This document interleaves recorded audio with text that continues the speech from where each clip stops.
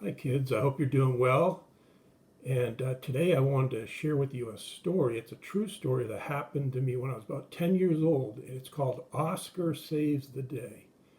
And Oscar was my dog. He was a black Labrador retriever. And he was not a very big dog. He was small for a retriever.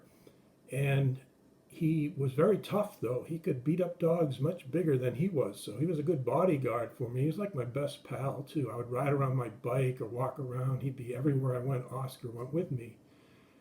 And so he was my good buddy. Well, one day I went for a bike ride and I was coming out of the end of my road, which is called Meadow Lane, and I took a left onto what was called Autumn Ave, which was a very long road, but it was a fun road to go down on your bike if you were heading that way because it was all downhill, so you could go very fast, which on this day proved to be a very good thing for me.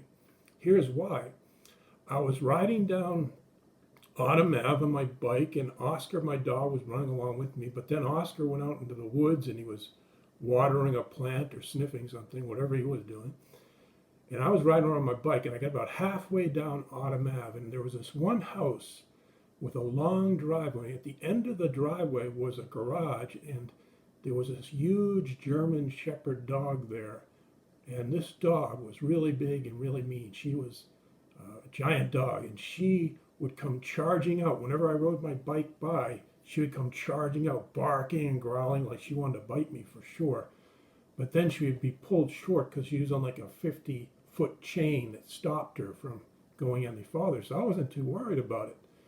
But this time I'm driving down that road and Oscar's way behind me. And I'm going by and I'm not worried, but then this dog comes roaring out just like usual. She comes flying out and she's barking and growling, and then the chain broke.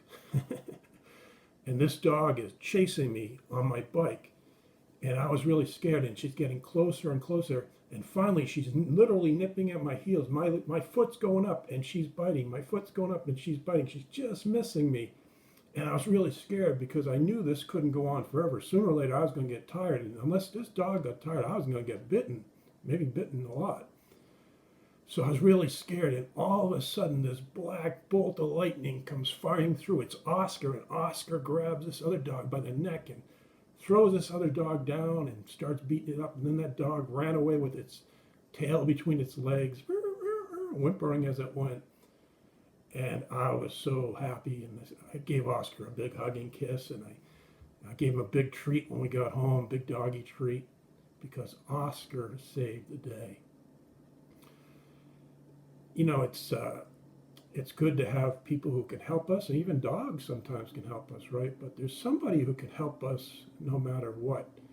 You know, there are things in life like that big dog can be scary and they're frightening, but God can find ways to help us just like he did that day. He sent Oscar to protect me, and he rescued me. And even when things don't go our way and maybe we get bitten, God can help us with those things, with the pain and the trouble also. But Oscar's not alive anymore. He's gone up to doggy heaven, so he can't help me anymore, even if he would. But there's somebody who's with us all the time who can help us in any situation. And let me read Psalm 46, verse 1, and this will tell you who it is. God is our refuge and strength, a very present help in trouble. God is our refuge. That means he's like our fort or our castle. When we're in trouble, we can go hide with God. And he's strength. When troubles come and we have to face them, he can give us strength to go through them with difficulties. And he's a very present help in trouble.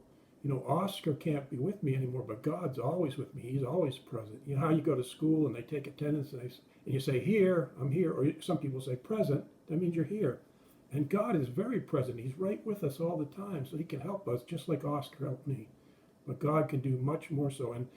And just like it looked like that big scary dog, there was no solution, and Oscar's this little dog, but God can use little things to defeat bad things in our lives.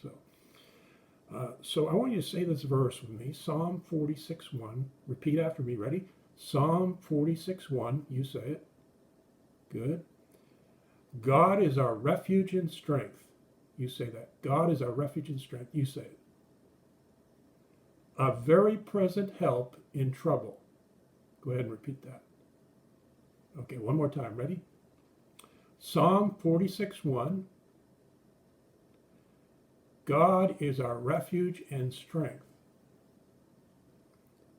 a very present help in trouble. You say it. Very good. Good repeating. Actually, this is a recording. I can't hear you, but I'm sure you did a good job. Anyway, I have a little homework assignment for you, okay? I want you to get a piece of paper sometime this week, and I want you to divide it in half, and I want you to put on one side something you're scared of right now or afraid of, and the other side, I want you to draw a picture of what you want God to do for you to help you with that problem. Here's my picture, so I hope you can see it. So here's my before picture, and there I am on my bike with that big scary dog chasing after me. If you can't see it, count your blessings, because I get paid to be a pastor and not an artist.